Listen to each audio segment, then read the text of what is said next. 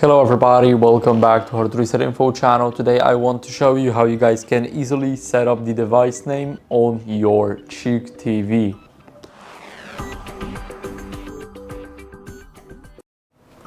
So first, let's go over to the settings. Now here we have suggestions. So here we have the set your device name.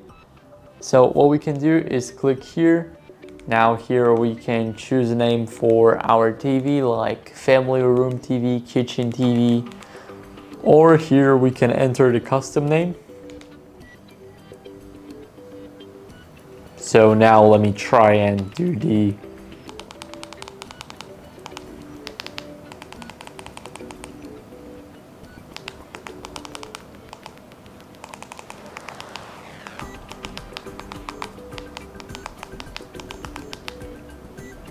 So whatever, now I'll just find something here like All-Star, and here I'll just accept it. Now this will be the device name.